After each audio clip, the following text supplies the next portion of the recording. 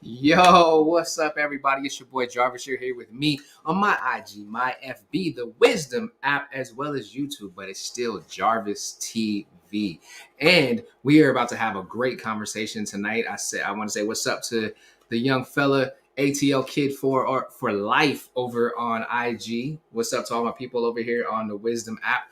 As usual, we're going to go ahead and start off with the commercial, and this commercial is just going to be about the Impact Rally that's coming up. Tonight's topic, we are talking about life is, and then there's a long dash, and it's part two. So if you didn't tune in last night, please go back and check that out. But we are definitely going to talk about life, and I want you to get involved in the conversation. So please, at any time, feel free to jump up and join in on the conversation.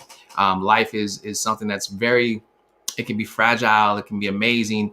It's all about what we make of it. But I want to talk about it because I think there's far too many of us that take life for granted. And I just don't want to see us like that anymore. So let's have a good conversation. So I'm going to run this commercial. As soon as we come back from this commercial break, we're diving right in. So enjoy this commercial.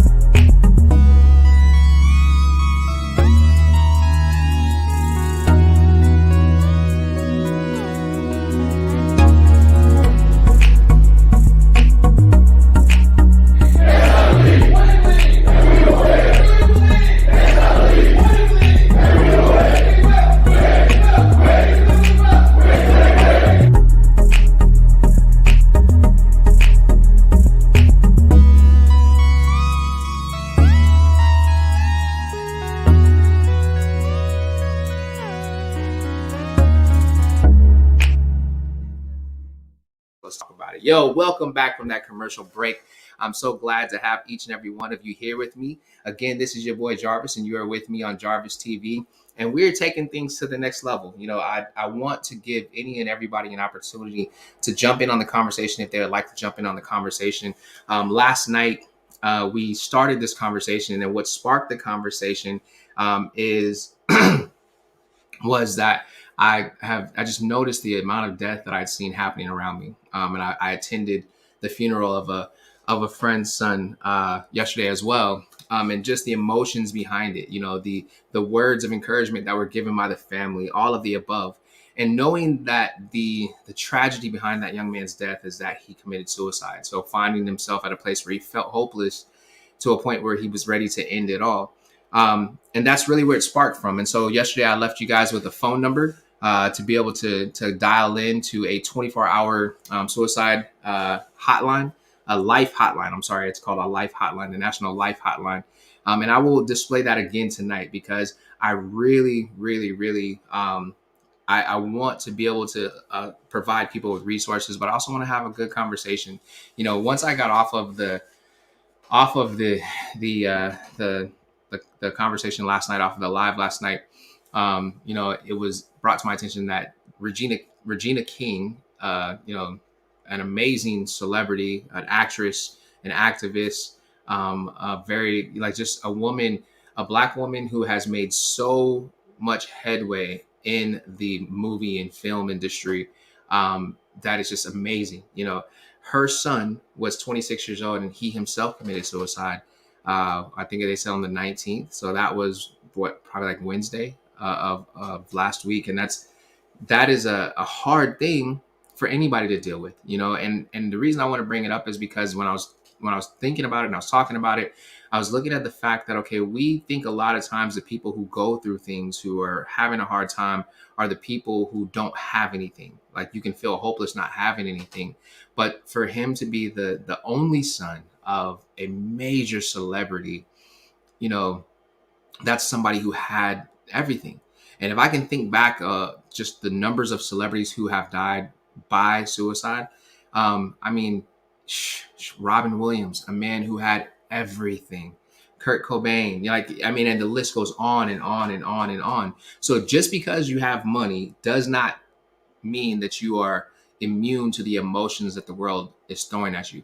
And the crazier thing about, Regina King's son's passing is that when I read the article about him, they talked about a comment that he made on Legal Scorpion. I'm glad you're on here because you can jump in and talk about mental health, because that is right up your alley. But one of the things that I grabbed from what he was talking about in some post that he had put, he tweeted out, a few days prior to to him committing suicide, that he felt like, he said something to the effect of, Instagram is not for me, but basically talking about how it was affecting him. He was mentioning how it was affecting his thought process and his mental status and how he felt.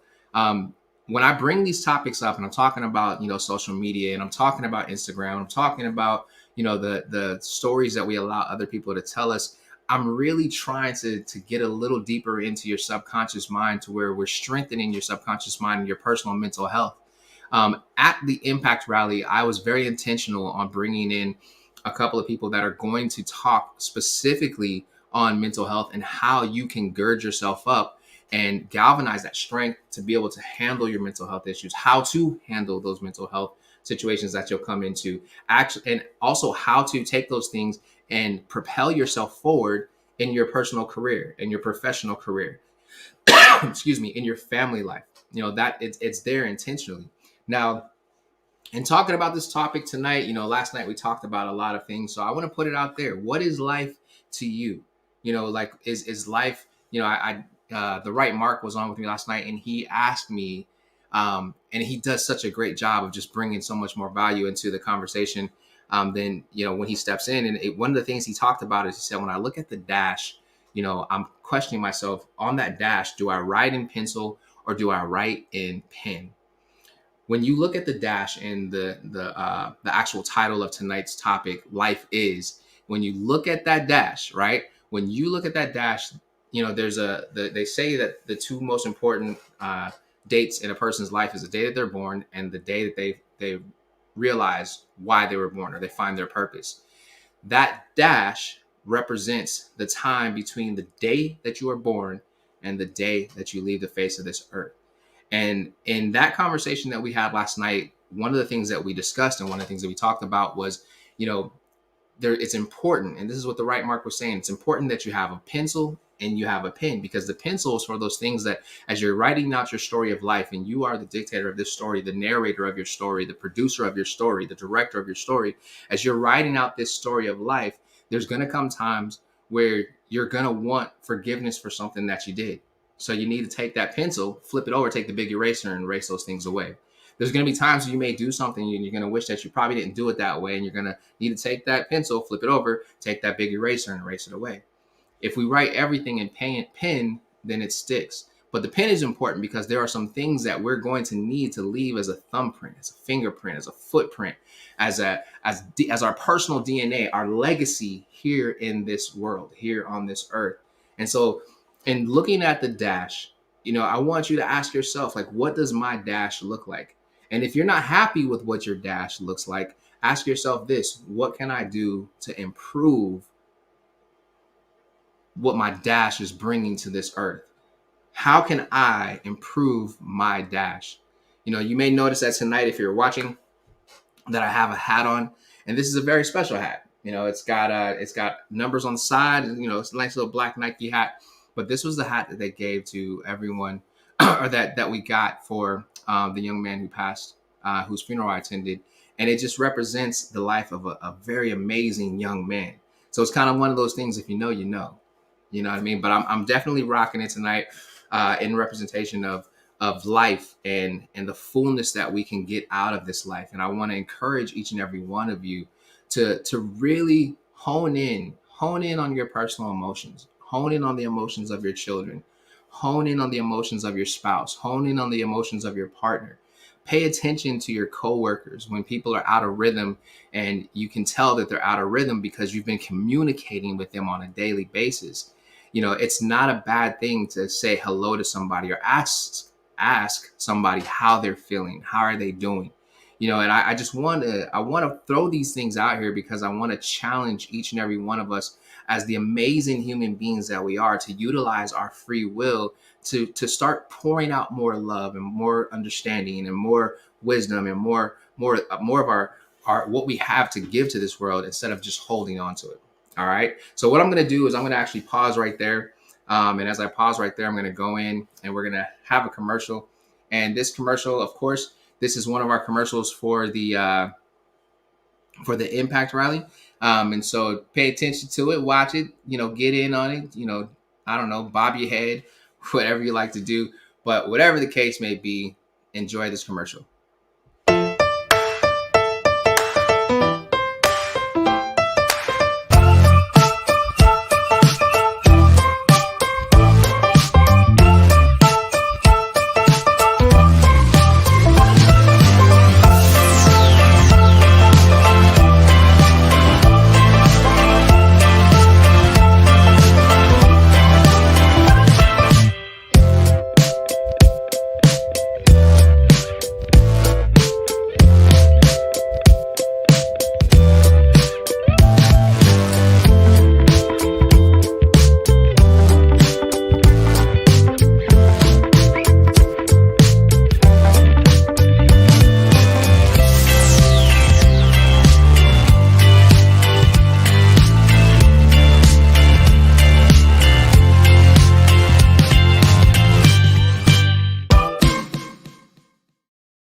Yo, welcome back from the commercial break. I hope that you enjoyed that and that you have gone and registered for the Impact Rally. Man, so listen, you all, this is not just I don't want this just to be a monologue. I don't want it to be something where I'm just talking to you, because I'm sure that there are those of you who have thoughts or you have questions or you have ideas on what life is, and what life means to you. The you're gonna see, if you're over on Instagram, I'm sorry, if you're over on YouTube and Facebook, you're gonna see that I just put up on the screen the phone number for the National Suicide Prevention Lifeline. It's a 24-hour lifeline, and it's in both English and Spanish.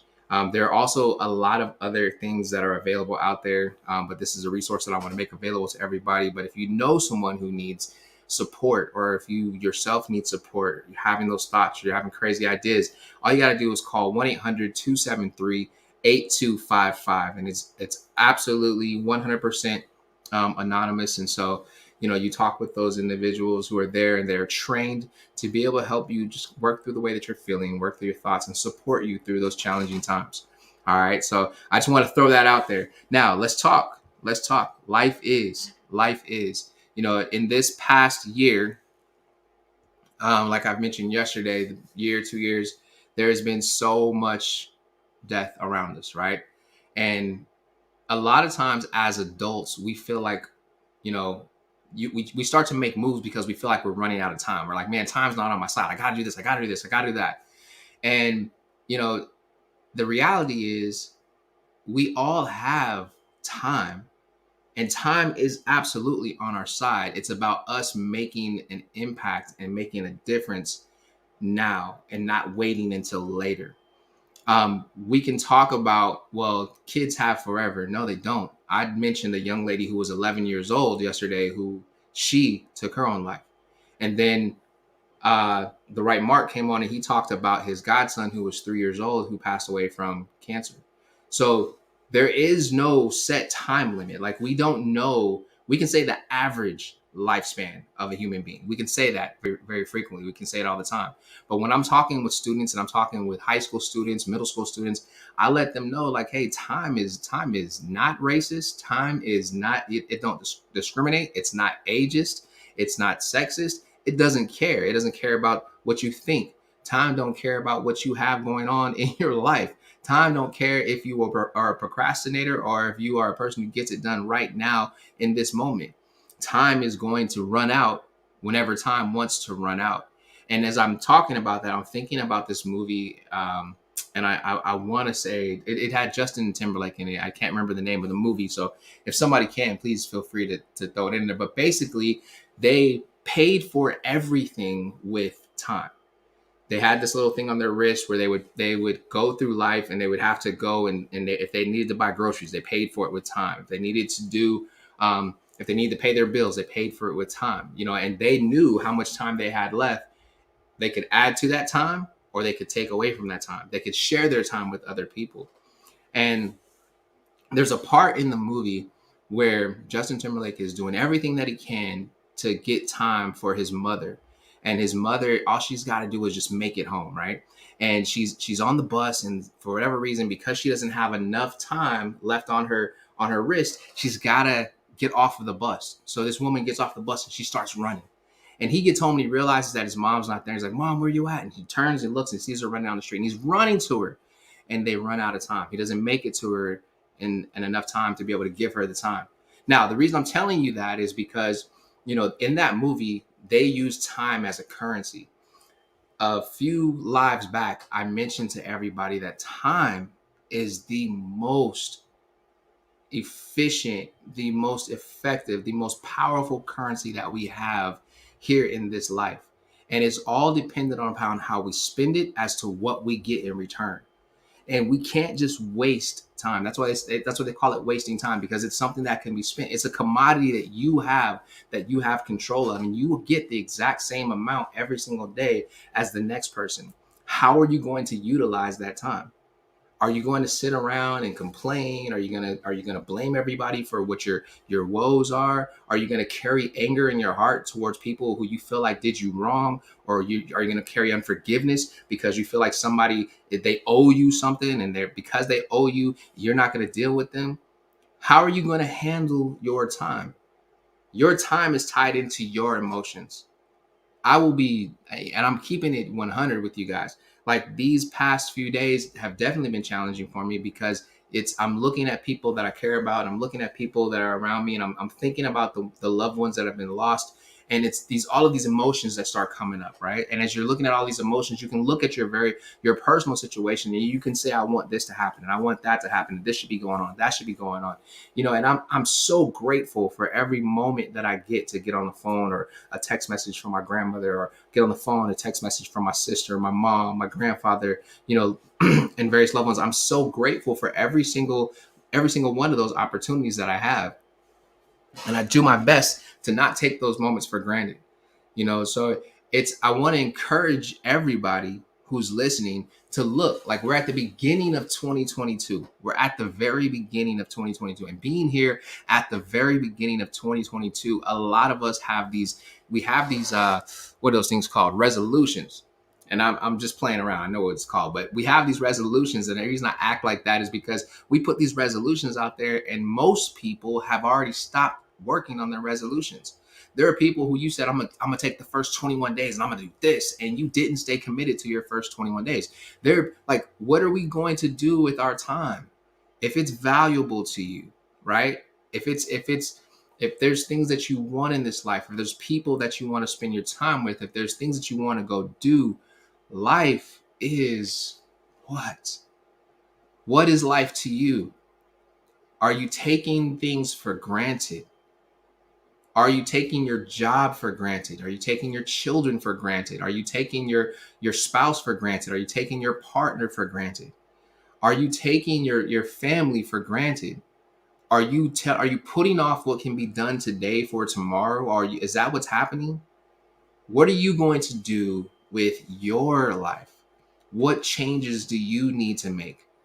Like, I'm asking these questions because I ask myself these same questions. I sat today and just asked myself question after question after question after question, because I try to intentionally challenge myself to grow, and intentionally challenge myself to move forward, and intentionally challenge myself to be at a level where I can continue to take on the weight of others. But I do know this: if I'm not okay, it's hard for me to be okay for somebody else.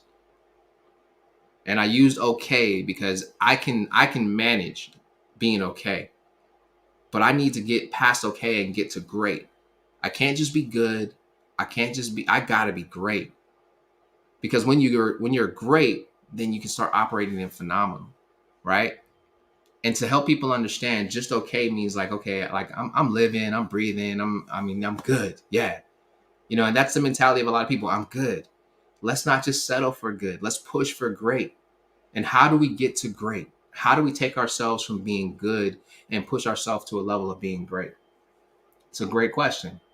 And we'll dive a little bit more into that after this quick commercial break. So you're going to, everybody who's over here on YouTube and Facebook, enjoy the commercial. Everybody who's over here with me on IG and the Wisdom app, let's talk, jump in, feel free to jump in. But yeah, let's go ahead and check out this commercial. It's a short one, so you enjoy it.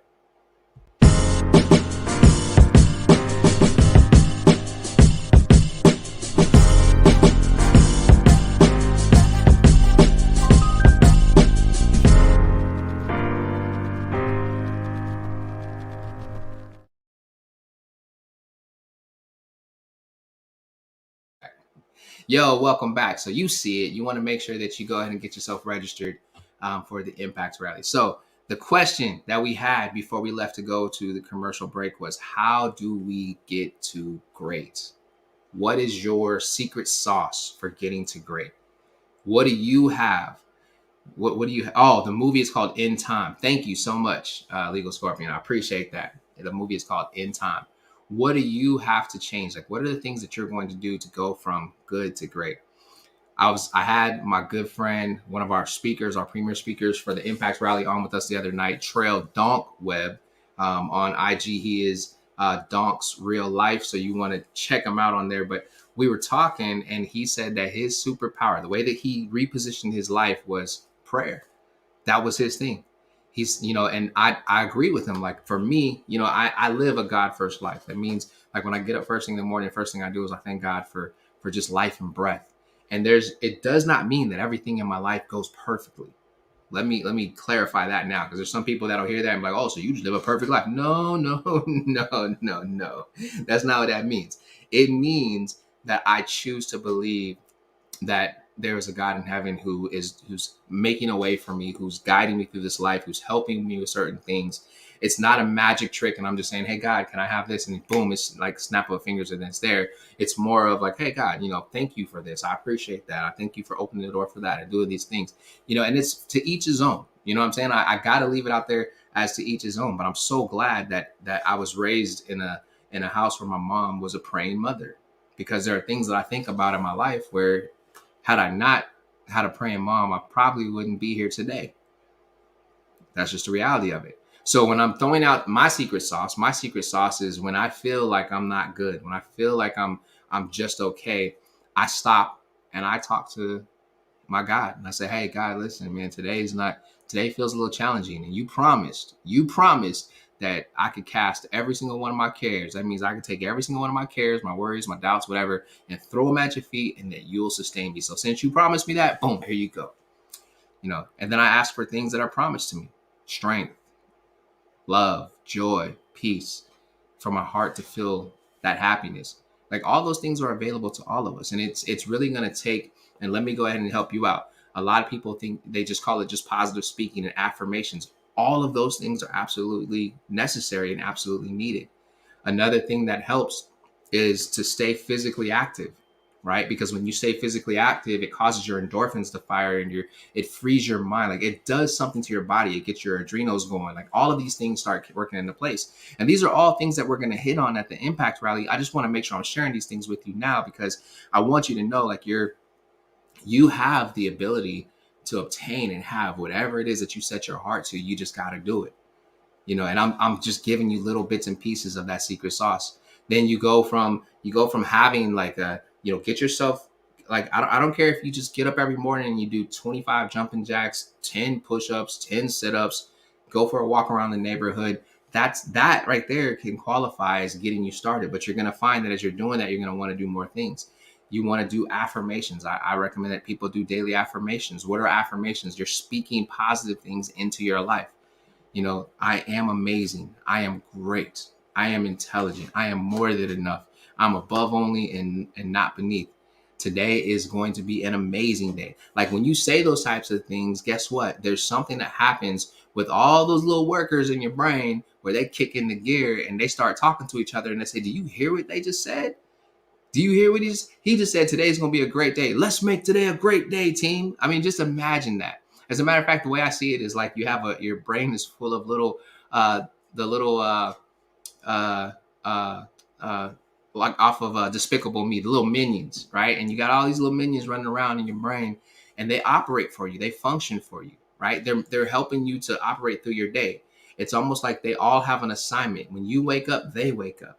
When you go to sleep, they still stay awake because there's those that have the midnight shift or the night watch, and they keep you going through your dreams and through the night, and things going. But either way, when you're talking to yourself, you're telling your brain that this is what you want, and now your brain is telling your body that this is what we're going to do. And that's how this all works. Now I'm just giving you like a simplified version of this, but if you really want to dig in deep, you have people who they study mental health. And I have a couple of those people that are coming as speakers for the Impact Rally, and they're going to talk about those things, the affirmations. They're going to talk about the importance of meditation. We talked about it just a little bit before, but all of these things are good. And when you get into these things and you're meditating, meditate on the things that you want, meditate on the things that you see happening in your life. Write your vision down, write your dreams down, write your goals down, write your aspirations down. I know I'm just kind of flooding out a whole lot of information right now, but I want to give you these things, and I want you to know that these are things that you don't have to pay a red cent for, or a purple cent, or a pink cent, or any cent for that matter.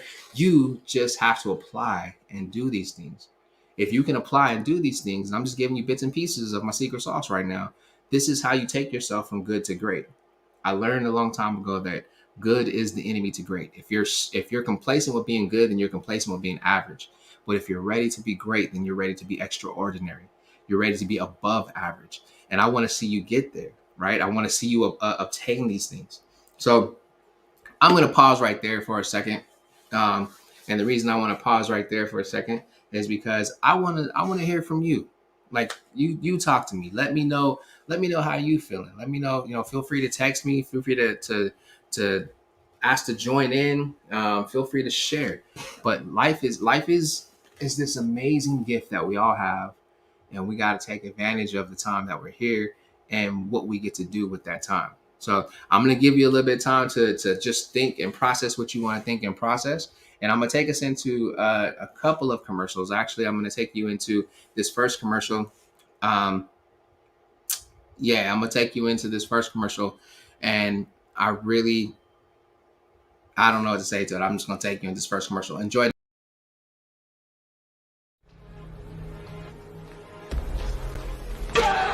What are your dreams? What's been stopping you from your dreams? I'll tell you, it's been yourself. So look yourself in the eye and say, you can't stop me. Now tell yourself, I was built for this. No, tell yourself, I was built for this. I was made to last. This is what I was meant for.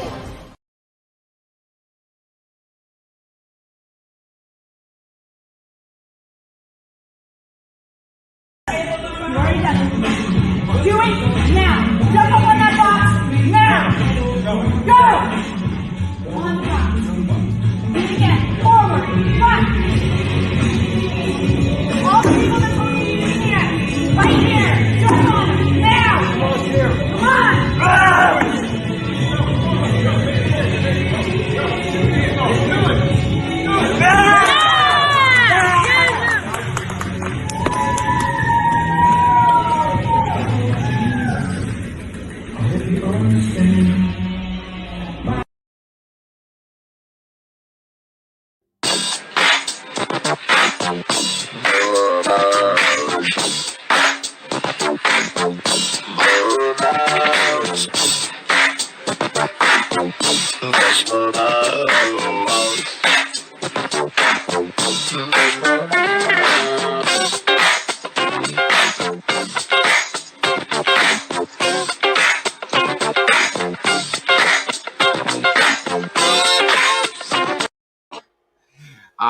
All right. Hey, listen, you'll have that same result when you get your ticket. You see a little man dancing around, getting his groove on. Man, that just brought joy to my life. I'm sorry, that tickled me. So man, let's go ahead. Let's talk about it. Let's get into the conversation. There was the "You Can Do It" that just came across the screen. That was a great little clip there. And I really, this whole thing that we're talking about tonight and what we started in on yesterday, it's one of those things where we have to start operating with better emotional intelligence. We have to start being intentional about having better self-awareness. And they call it self-awareness because it's the state of being aware of oneself and where you're at so that you can self-correct. And just because it's called self-awareness, it doesn't mean that you don't need help from other people. You've heard me say this before, and I'm going to say it again. You got to surround yourself with people who have your answers and get away from people who have your problems. And there are those of us who we are kind of like the head of the pack, the leaders in our groups, the people look up to us. So we have to be intentional about finding people outside of our normal hangout crew or the people that come around us. Because I'm going to tell you just like this. If you look around and you're the smartest person in the room, then there's a problem, right? Because there's nobody to pour back into you. You're trying to get information, or you're trying to get this edification from people who are not quite equipped to be able to do it. And those environments, and those people. It's like you can learn from anybody. I'm gonna put that out there. We can learn from anybody. I can sit down and have a conversation with an 8-year-old, 9-year-old child, and I can learn a lot from that 8-year-old, 9-year-old child. Now, as far as them being able to help with the things that I may be dealing with internally, they're not equipped to. It's like me giving them the keys to my car and saying, "Hey, go ahead and go drive to the store." They're not equipped to be able to do that. They know what the car is. They've seen somebody drive the car before, but they probably would hurt themselves or hurt somebody else in trying to drive that car. And that's what it's like when you're sitting around people who are not physically, mentally, or emotionally equipped to be able to help you through whatever it is that you're dealing with. Like, have you ever been in a situation where you've just had so much going on and your emotions are on such a high level, and you just need a break, and you just need to pull away, and you just need somebody to talk to, somebody who's going to understand what you're going through, and you're looking around and it seems like there's nobody that you're comfortable opening your mouth to? I'm pretty sure everybody's nodding their head, because I've been there. I definitely have been there. And in those moments, it's almost like you wish that you had somebody to go to. Now, for me, in those moments, I'm just like, okay, God, listen, I don't know who else to talk to, so I'm talking to you. And, for me, that's good in that moment. But I also ask God to, like, okay, God, if I need to seek more help, please direct me in the right direction. Give me that person. And it never fails. If I say something like that, I'll get a text message or a call from the right person. All right? Crazy.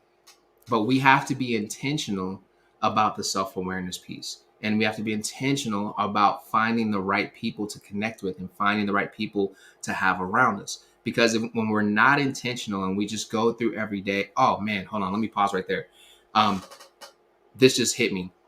Not only do we have to be intentional about finding, self-awareness and finding the right people to be around, but we have to be intentional in telling ourselves that it's okay to feel the emotions that we feel, and that it's okay to ask for help. A lot of people find themselves in these situations, especially leaders, where you feel like there's nobody to talk to, and you've been so used to helping everybody else that you're almost at a place of being afraid to open your mouth to ask for help, because there's this feeling that if you do ask for help, that people are going to look down on you. You just have to find the right people, and you'll know. And sometimes it's not even about the right people. It's just having that right group of people to say, "Hey, listen," and you got to give them something. There's a song, an old song from back in the day, "Lean on Me," right? And in that song, "Lean on Me," I'm trying to think of exactly how the song goes. It talks about swallowing our pride. I'm basically not bearing your load by yourself. You don't have to bear that load by yourself. There are people who need you. And I'll say what's up to everybody who's coming in. And I got somebody who's ready to come up and talk over here on IG. So I'm definitely going to bring them up to communicate with me. Oh, yeah. Okay, I got my man. Looks like Jason Kente is coming up over here. But we have to be okay with being vulnerable, right? We have to be okay. And I know the feeling. And I'm speaking from a place of experience. I know that feeling, everybody, of being in a leadership position and just really just wanting just somebody to talk to, and being at that place where your shoulders go from being up high to you just kind of sink in, because it's like you almost feel hopeless. I would be lying to each and every one of you if I sat here and said there's never been a point in my life where I had thoughts of suicide. I did. There were days where I wanted to quit and just wanted to throw in the towel. There were days where I felt like it was too much, and I was thinking like, well, man, do I just what else is there for me to do? There are times when I've shut myself in my own house and just shut all the blinds, and I'm fighting against this thing called anxiety, and fighting against this thing called depression, and fighting against this thing called feeling overwhelmed, and fighting against this thing called misery, because they all come in and they try to talk to you at the same time. But even as I'm standing and I'm throwing those blows and I'm fighting this thing by myself, I'm always reminded there are people that are there to help you. And when you have people that are there to help you, you have to be able to pick up that phone, and you got to be able to call them or text them. Or, and like I said, I had up here for a moment the 1-800 number for the National Life Hotline, the National Suicide Prevention Hotline. You can call them, because those are thoughts that are dealing with you in your mental. So I'm going to take a pause for the cause and bring up my man over here. I'm gifted like you. So let's go ahead and bring him up, get him in here with us, and let's have a good conversation. Let's see what my man got to say. Yo, Jason, what's up, my friend? Hey, TGITD. Thank God it's this decade. Yes, sir. How you doing, man? Yeah, it's good. I'll put my worst foot forward right up front and say I've been in the psych ward when I was in university for 2 weeks. Wow. And I graduated with distinction. But my bigger distinction is that when I went to university, I went to the psych ward because I was just overwhelmed. And it was the same psych ward as my dad. Yeah. I want to talk about generational curses. Mm-hmm. I was talking to the same nurses that I was talking to, asking if my dad was going to be okay. Wow. And I had to consider whether I would tell people about my dad as well. But I've helped the people the most when I've shared my story, and I know my dad would want me to share the story because at the end of the day, he'd say, do what is best for the most amount of people, right? He was a scholar from Antigua. He was known as the smartest guy in Antigua. They thought he was going to be Prime Minister of Canada. Set records like, I think I told the story before. They wouldn't, when my dad was away, one day the Latin teacher wouldn't teach. You understand? Because Bernard Humphreys was away. I said, good thing my dad was only away one day. You know what I'm saying? Yeah, man. And then the other story, they said at his funeral, he died at 71 of natural causes. It was pneumonia. And I finished reading the Bible, so at his hospital bed, and he died. So I was right there by his side when he died. He was right there by my side, But the other story, they said that when there was a teacher in fifth form, a math teacher in fifth form, that's the last year of like grammar school, the last year of high school, like grade 12, right? Yeah. And he couldn't solve a math problem. So he called for my dad from 3 grades below. My dad went up, solved the problem, and went back down to his classroom in Mississippi. That's how smart my dad was. And I even define smart now as just paying attention, and what stopped me from hurting myself or killing myself or trying. And I even tried to try drugs. Right? Yeah. But I did feel that depressed, right? Clinical. Right. Psych ward, formed. You get formed. Like they were talking about putting Kanye on a form. Mm-hmm. You get formed. You're not allowed to leave. Okay. They can keep you on the form in Canada for 2 weeks, regardless if you want to go. I tried to leave. They grabbed me, and grabbed me. The security grabs you if you try to leave. Okay. And they lock you down. Yeah. And if you won't take the medication, they inject you. Wow. So they injected me in my butt because I wanted to leave. Yeah. And you're on a form, so the psychiatrist signs a form. So you're a threat to yourself, right, or other people. I wasn't a threat to other people, but they thought I was a threat to myself. So I was on a form, so I wasn't allowed to leave, right? And I wasn't willing to submit to take medication or anything. I wanted to leave, right? So then they strap you down, right? And imagine talking to the same nurses. Yeah. When you went and visited your dad when he was in there for depression, you're talking to the same nurses, but you're on the inside, right? Yeah. If you don't want to talk about generational curses. So I help more people by telling that story, because when I'm in rooms on Clubhouse, where I also met my future spouse, okay, and I just went and I got baptized at her church because in Georgia, Okay. because the church I got baptized at, I didn't realize, at the time, but I don't consider it like a biblical church, so that's why when I was 21, I got baptized, but I got baptized today, and I'm 44. But what I can congratulations, man, congratulations. Thank you. Right. Yeah. So what? And it's funny because I was already an ordained minister in another church for years in Canada, but when I realized, okay, I had this pastor in Canada most recently that said he had gotten baptized in the church that I got baptized in, and then when he realized what they like their whole tenets, he decided that it wasn't valid, so he decided to get baptized again, even though he was a pastor at the time. Right. So then I decided to do the same thing, but then I met my future spouse, and then I was like, I ended up coming to Georgia, and I'm in Georgia now. So the first biblical church that I could get baptized in was actually her church. Okay. But what I'm saying is this, right? To preface it, that it's not just platitudes. Like, I have been there, held down, strapped down. Yeah. Right? With all sorts of people in there. So the last 25 years, I've studied like depression. Right. Like one of the best books, by the way, is The Law of Happiness by Dr. Henry C. Cloud. For me, according to the over 100 books that I've read, I feel like that's the best book on depression, right? Really happiness, because really, if you focus on the bottom, right, you need to focus on feeling, feeling better, right? Yeah. You don't want to focus on if you're already depressed, right? You don't feel better by focusing on more depression, right? Right. You don't study depression, you study happiness, right? You don't think, how can I stop feeling these bad things? You say, how can I feel better? How can I think about better things? Okay. Right? That's how you combat it. But I combat it by setting rules. It's my third principle that won me 7 scholarships. So the reason I never try to hurt myself is because I saw my dad go through depression while I was 12 and 13 and 14, right? So I said, I'm going to set a rule that I'm not going to take myself out of this game. And I did the beginning of, not this year, but the beginning of last year, I did a whole hour speaking to the person that's at that point of wanting to give up. Okay. And the biggest analogy I gave is that there's some people that go to baseball games. Have you been to a baseball game? Yeah, I've been to a baseball game. Okay, so I'll use a baseball analogy. Hopefully these people have been to a baseball game, right? All right. I use baseball and basketball, right? My two favorite sports. My dad was actually my baseball coach and made me the MVP.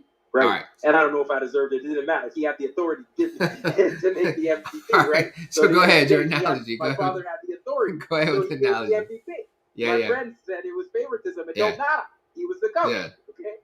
So at the end, and you should feel like that you're favored by your creator, right? Right. At the end of the day, regardless of other people feel like you don't do the best at work, you don't do the best at school, you're not the best with your finances, you're not the best whatever. It doesn't matter. You're fake. Right. Right? Absolutely. Your creator made you. You're the only one like you. Right. Absolutely. So there's no competition. Right? Like, there's no competition. Yes, It doesn't matter if you think, if you don't think you're as beautiful as Gabrielle Union, or you don't think you're as handsome as, who is it, Will Smith? Whatever. It don't matter. They're not as good looking as you, as being you. They're not good as you at being you. Right? So there's no competition. It doesn't matter if you don't come first at anything. You come first at being you. Right. Regardless of how well or poorly you do. So I don't want to miss your this is all great. I just don't want to miss out on your analogy, because I know, like, as speakers we can get going and we'll like. But the analogy is this: you go to a baseball game. Do you ever see people start dipping out before the 9th inning lasts out? Like maybe like they'll see your the team's down by like a ridiculous amount to them, like maybe like 10 even. Say it's a blowout. It's like 10-0. Okay. And then it's like the 9th inning, they start leaving. Yeah. There's a lot of people that are like, hey, it's 10 runs. These guys pitching a no-hitter. Like, we're just not gonna win today. Okay. Right? So, like, I just made the analogy. I said, look, I'm not leaving early. The game is not over right? Yeah. So I don't care if you think it's impossible for us to come back. Right. Right. So you might say, hey, it's 10-0, right? Mm-hmm. And the 8 innings are done. And for people that don't know baseball, there's 3 more outs. You could get down to be like, a lot of people start dipping out at that point. Right. Right. Right. Because they're like, I say, like in Toronto, the train is right there. So most people catch the GO train. Right. Okay? It's called the Government of Ontario train. So most people catch the train. Okay. Right? They go, because especially if it's a weeknight, the next day is work. Yeah. So I'll be like with people and I'm like, where are you going? Right. Right. Right. And they're like, I'm going to catch the train. Okay. Because there's a train that leaves right after the game, right? Yeah. So the thing is, if you don't leave first, there's so many people, you don't catch the first train. So the analogy is like, this is life. It's hard. You could be down by a lot. Okay. You could be broke, right? In tons of debt. Have people that want to kill you even. Right. Because you owe to. It could be worse. Like, but hey, you could be owing to mobsters. I know a friend. Her dad jumped off a thing, right? Yeah. I worked with her. Her dad jumped off a bridge because he owed to mobsters. Okay. Okay. So he figured his family would get at least he'd leave them some insurance money. Right. Right. But they would have preferred if he didn't leave, if he didn't kill himself. Right. Okay. Right. Rather than get insurance money. But he figured because the mobsters, he was in debt. Right. So the thing is, no matter how down you think you are, right? There's always another train, but there's not another game, right? Wow. There's always another train, but there's not always another game. So say right before the pandemic, I did this speech in the pandemic. So imagine it was the last game, right? There was like 2 outs, right? Right. And you're like, well, I'm like, why are you leaving? It's not the end of the game. It's like, well, because I want to catch the train. I'm like, there's always another train. But there's not always another game, right? Because then imagine there was lockdown and then there's just not another game next week. Right. This is your life. There's not another game, right? Right. So, what I'm saying is this: you have to have the attitude that no matter what, you have a rule.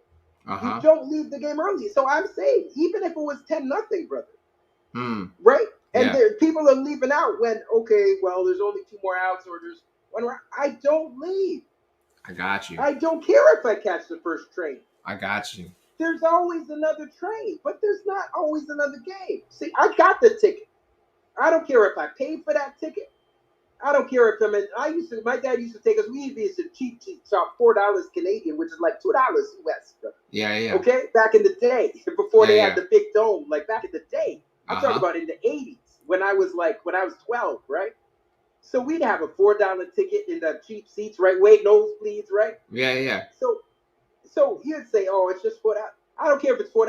I don't care if you paid for a box and it was your life savings, right? Right. You paid $5,000. Yeah. I don't really care, right, how much you paid, or if somebody gave you the ticket free. But the rule is not to leave the game early. Yeah, because the thing is, you're there. So let's, because you gave like a great analogy. You gave the great background to the story. You gave the storyline, and then you went back into the analogy again. So the train represents what? Going to catch the first train. Going to catch the first train. Like you're in a rush to get out. So you're gonna kill yourself. You're leaving the game early. All right, and then so the game is not over. The game's not over. So, and I'm breaking it down for our listeners and our viewers because I want it to like be clear what this analogy is saying. So, in the game of life, you may feel like you're down 10-0, 20-0.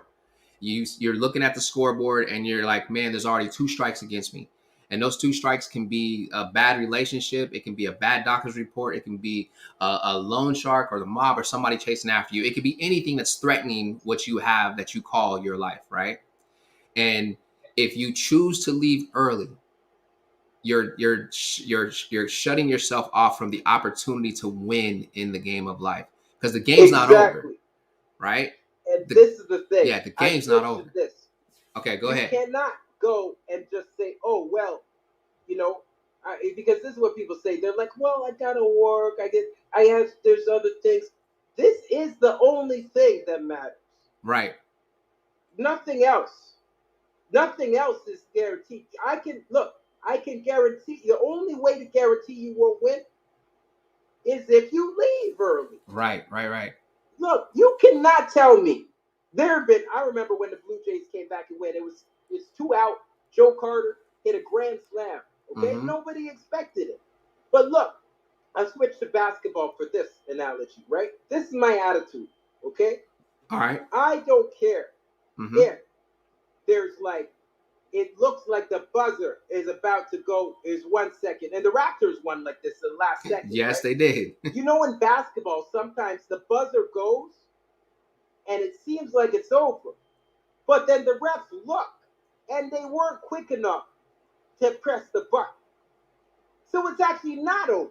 Right. They convene and they say, "Oh, we made a mistake. How much more time is actually left on the clock?" Right. Right? So even if it seems like there's not enough time, there is enough time. Gotcha. So what I'm saying is this: I am this ridiculous with this, and this is how you have to be, right? Because there's times in your life you're gonna feel like there's no way. Right. I felt like that was in 1998, bro. And I was in the psych ward, right? What year is it now, right? So the thing is, right? So you have to have this kind of attitude that if it's basketball now, even if my team was down by 48, and there was 1 second left, this is my mindset, bro. I'm serious. I would not leave. I would be like, maybe they'll call the convener and create a 50-pointer, brother. Okay? I got you. Change the rule. I got you. Okay? I would lick the 50-pointer, brother. Yeah. Okay? Yeah. This is, I'm serious. If I'm at a basketball game and my team is down by 48, yeah, and I'm there with you, Jarvis. It's Atlanta, whatever. Right. And what is it, the Hawks? Yep. Atlanta Hawks. And the Hawks are down by 48. Yeah. And you're like, Jason, right, come on, there's a few seconds. It's 48. What do you expect them to hit a 50-point? I'll say, yes, you can leave early, but I encourage you to stay. But look, I'm not leaving because that's my ticket is for me. That's up to you if you want to give up, but my ticket is my only ticket. Right. This is my ticket. I don't care if somebody gave it to me, if I bought it. Yeah. Look, right, I don't care. I haven't been to an Atlanta game. I'm saying this is my game. Yeah. Right? And if you want to give up, I encourage you not to. But the one thing you have to realize in life, you're responsible for yourself. Yes, sir. That's why you can't try to stop somebody from killing yourself. You can't. Yeah. Like in a sex ward, they try to keep away your utensils, right? Like I have experience that people, they try to keep away the utensils. But if somebody is determined, okay, they will find a way. Right. Okay? So, but what I'm saying is this. That's why it's hard helping somebody with depression, because you can't stop. I've been in poetry rooms on Clubhouse where people have said they've tried 10 times and got blocked it. And I'm like, wow. I went to a 15-year-old girl's funeral that used to go to my church in Canada. Right. She jumped off a second-story building and she was okay. God was gracious. Right. But she jumped off a 20-something story next. And she died. Yeah. So what I'm saying is this. Leaving early is not an option for me. I don't care what it is. So let me ask you this, Jason, because I know you, like, I love the passion that you have behind what you're saying. And it's, and the viewers are actually, there's a lot of things, and I'm glad we gave them that clarity, because there were some that were asking for that clarity. But what I want to touch on, man, is because I love the analogy of the game. In the game of life, I can take the game from today. You had the game today where you had the Tampa Bay Buccaneers playing against the Los Angeles Rams, right? The football game. Um, you're getting into like the third, fourth quarter, and Tampa is losing like 27-3 or 27-6 or something like that. And the stands, like you said, were full of people. And if we're utilizing this and we're saying this is the game of life, in the game of life, let's let you represent the Tampa Bay Buccaneers. And they were down, they were losing, like they were completely down, and they came all the way back and tied the game up.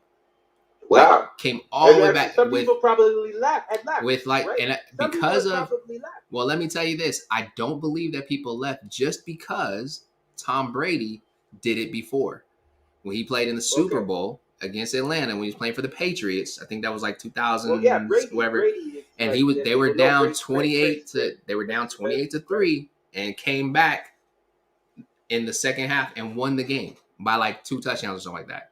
So people stuck around. And the only reason I want to use that as an analogy is because I want to encourage people that when you feel like you're down and out, remember the times that you came back in the game of life and you pulled out a win.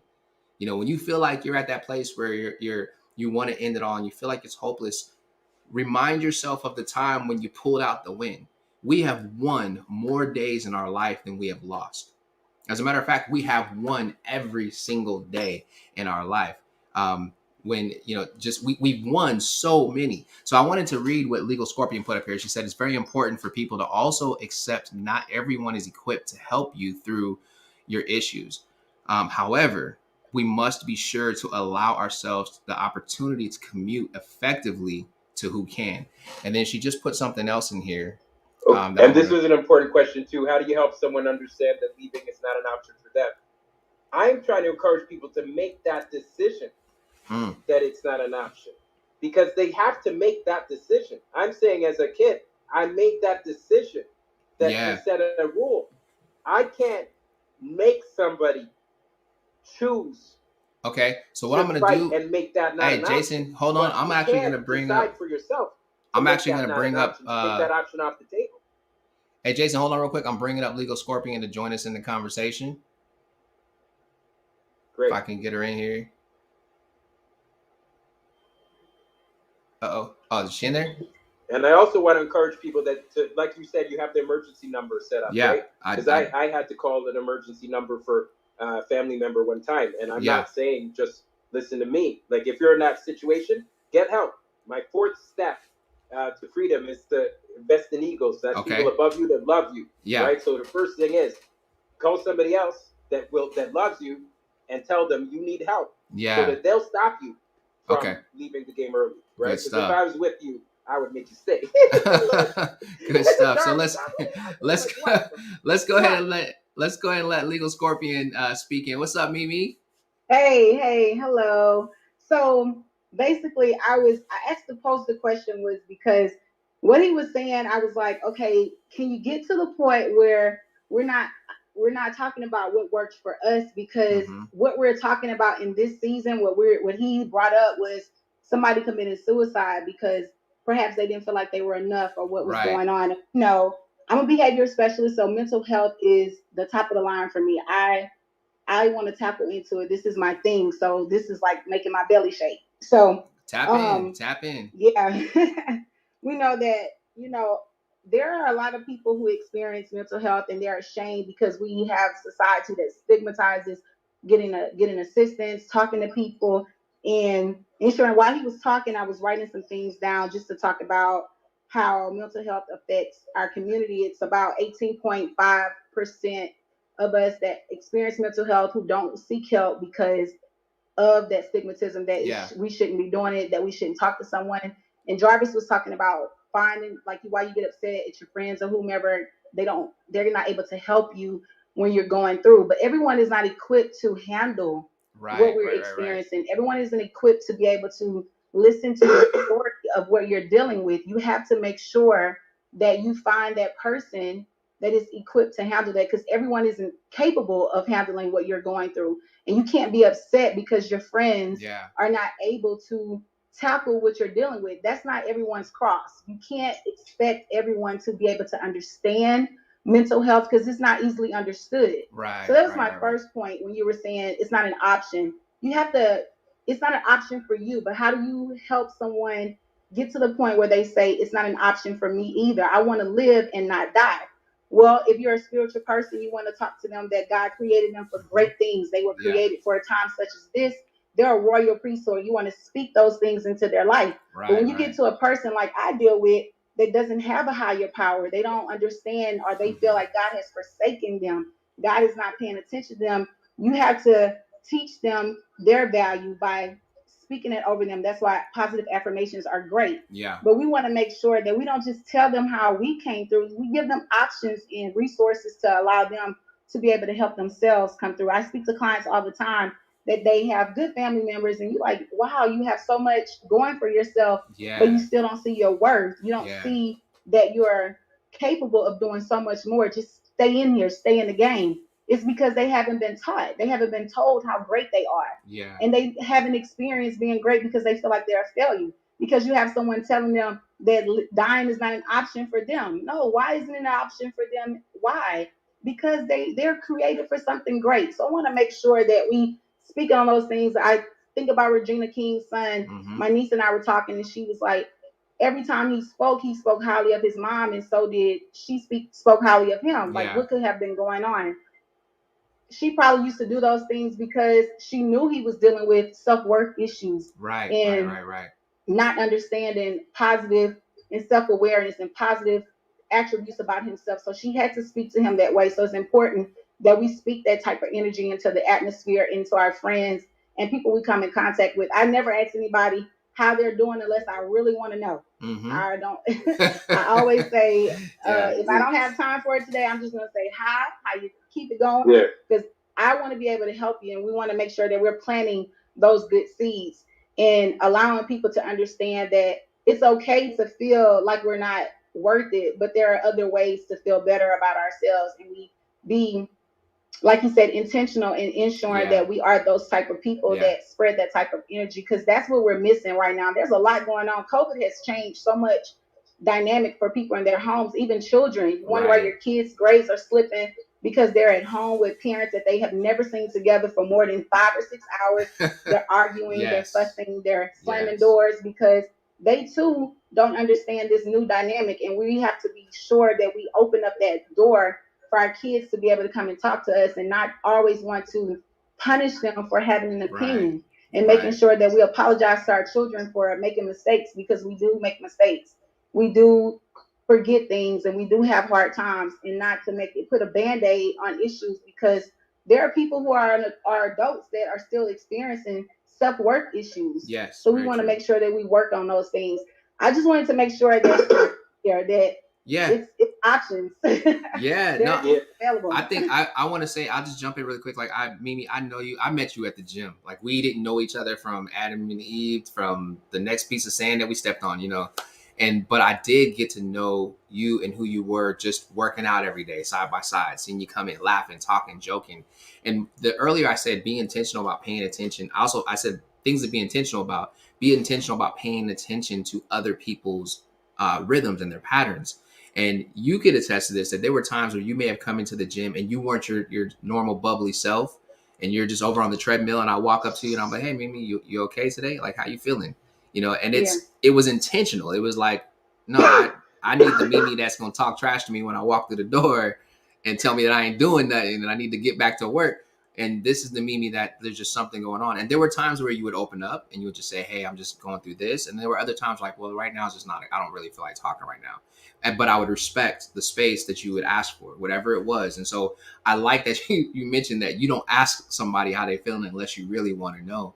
And that's Yeah. big. And Yeah. and And so Jarvis, we've spoken about that. Yeah. Why when you ask me how I am, I yes. say I'm normally an 8.9 out of 10. I Yeah. rate it, and I ask people to rate it Yeah. because So I have a then question. you'll know you're really asking, and you're not saying it like hi. Hi is a statement, and how are you is a question. Right. I'm adamant about this. If you ask me a question, I will tell you the honest answer. Uh-huh. And yes, out of 10 people, some people don't care. But I want to encourage everybody. Out of 10 people, some of people, like, unless you're already in the psych ward, and I'm not saying shame with that, right? Right. Because I've been there, and that's why I tell people that, Mm-hmm. to dispel the stigma, right? Yeah. I don't know. I don't see many people saying they were in the psych ward and strapped down in university and injected in their butt because they didn't want to take anything and it was to knock them out, right? Right. So it's so that if you have good people around you, like that love you, right?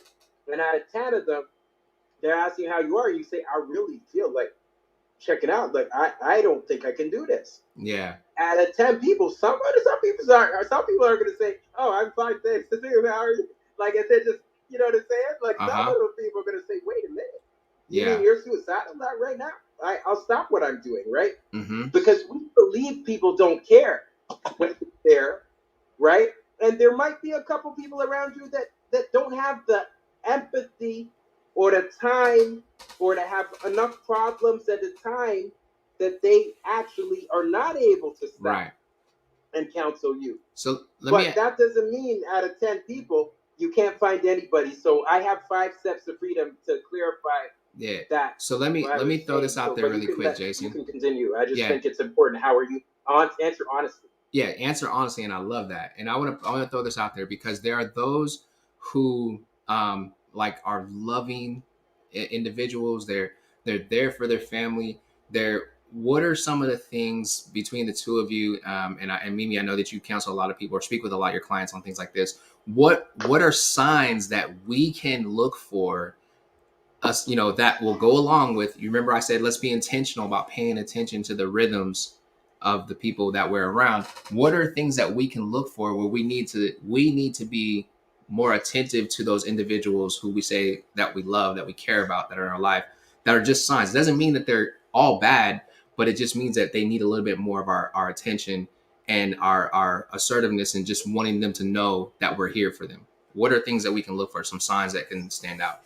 Well, first I want to clarify that we can be as intentional as we want to be. We can be as attentive as we possibly can.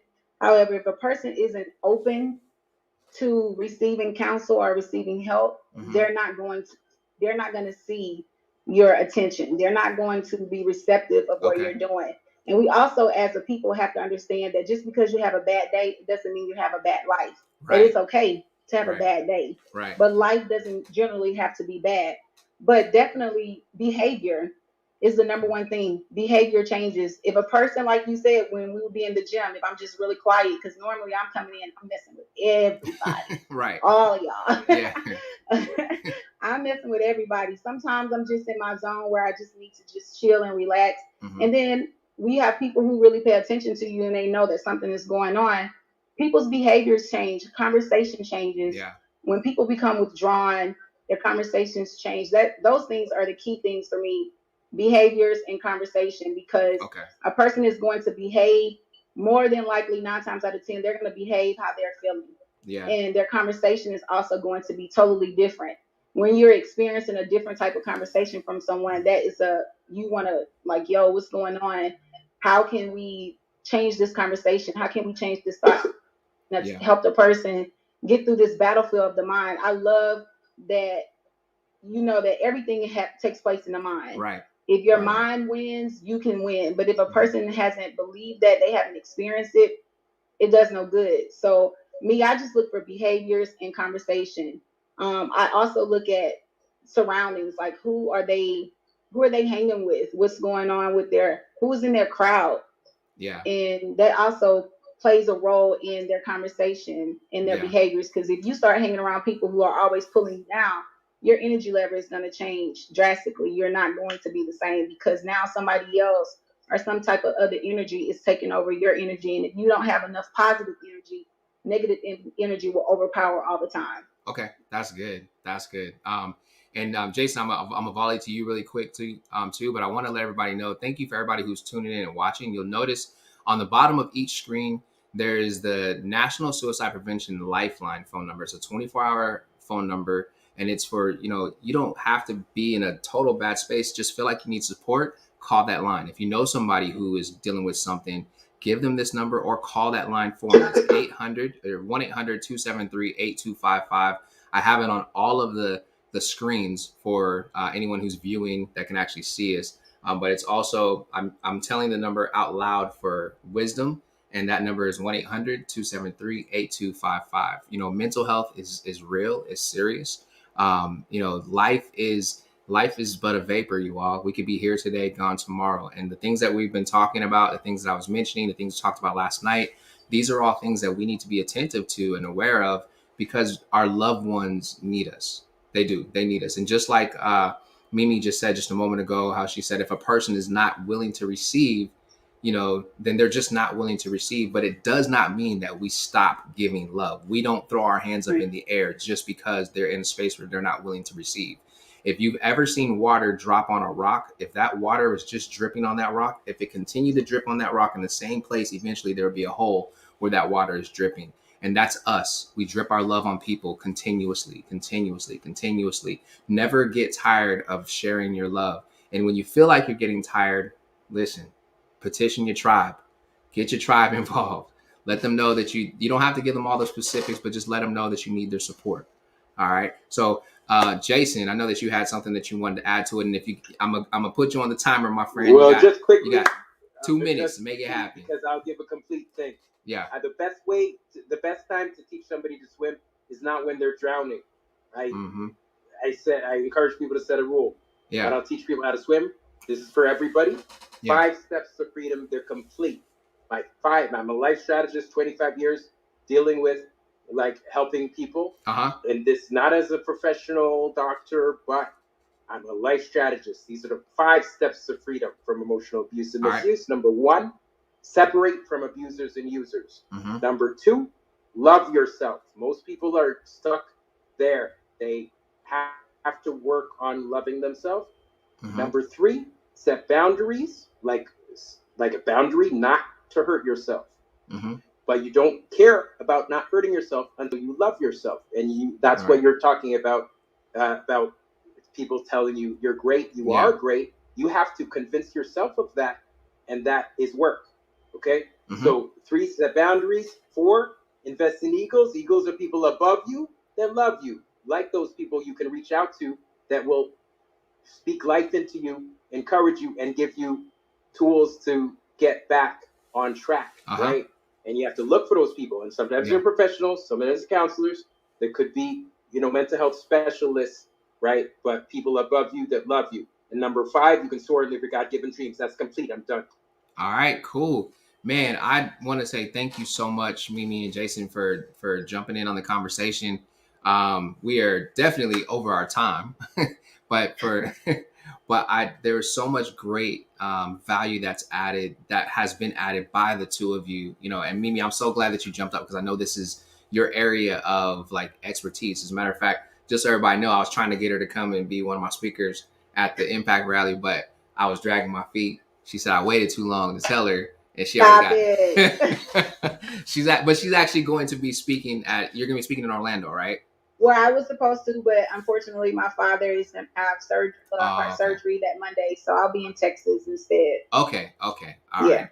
Well, if you can... Well, I hope the surgery goes well. Yeah. Oh, it's going to be great. He's going to be just fine. Yes. So, but I appreciate you guys for being on here and joining in with me. I'm about to let us get up out of here. Man, this has been a great conversation. I don't even know what else to say to it. I think that it was very uplifting for me. I know just watching some of the comments as they were flowing, and the people that were getting in on the conversation, it was good for them as well. I encourage everybody to really, mental health is serious, and I think I'm going to take some time and just talk about emotions, emotional intelligence, the importance of our emotions, the levels of our emotions. Yeah. I'm going to go through a series on that. I've been wanting to do it for a while, but I wanted to make sure that I was really bringing the right information when I came to talk about it. And I just think it's time. Now is that time. I know I got the Impact Rally coming up on Friday and Saturday of this week, but I will still be talking about it through that as well. And we'll still be having our live sessions through that as well. And Jason, I'm gonna need you to get a throat lozenge, man. Oh yeah, I know. It's all good. Yeah. And it's It's not anything. I just, It's okay if it was it's something. We all functional. online, so you can't contract it from you. So Yeah, we I good. always have my mask on anyway, so I'm not catching anything. But man, so I am going to, and it's very rare that I have other people on here with me when I get ready to tune out. But I'm about to tune out and get us out of here. I normally do another commercial, but for the sake of time, where we at with it, I'm just gonna go to music. So, do either of you have a song that you would like to hear tonight? No, I'm thankful that you brought up the topic. I always try to teach on this stuff because, the right time to teach people this stuff is not when they're drowning, right? Right. You got to teach people how to swim, not when they're drowning. So everybody can peep this. So thank you. I'm out. All right, well, cool, man. My man Jason is out. Mimi, you got a But, song? no, I don't. Yeah, I put you on the spot. If I didn't put you on the spot, you'd have had a song. I would have had something. Yeah, don't do that. All right.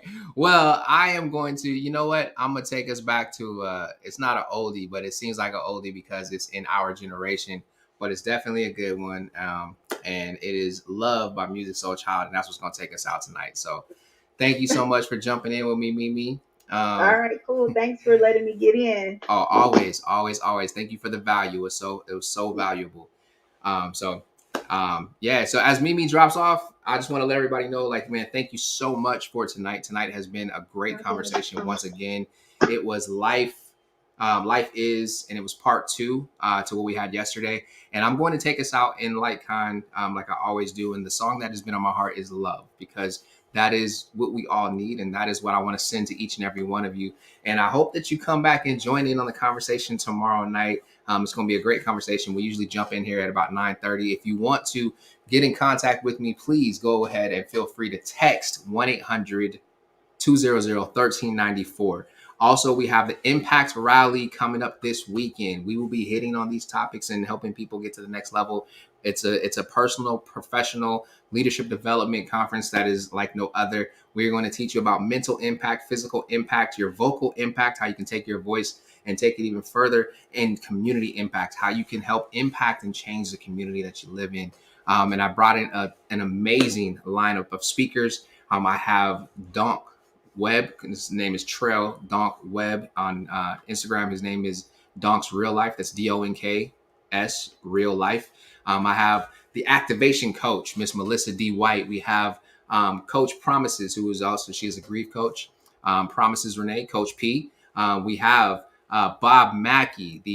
He is a Shark Tank entrepreneur and author, and also he is the executive producer of Oscarville the series, which is an amazing series that's starting back up here in February. But he's also there as one of our speakers, and we have Natasha Knox, and another amazing coach that's going to be dealing with some mental health and things of that sort. So, man, and then myself, I keep forgetting to talk about me. I'm going to be there too. So it's going to be great, man. So I hope to see you guys there. But let's ride out. Let's get up out of here. If you want to register for that, this weekend is a great weekend to register. There is a $75 off impact sale going on right now. All you got to do is go to jarvishenderson.com. And when you register for the impact rally, you just use the discount code IMPACT.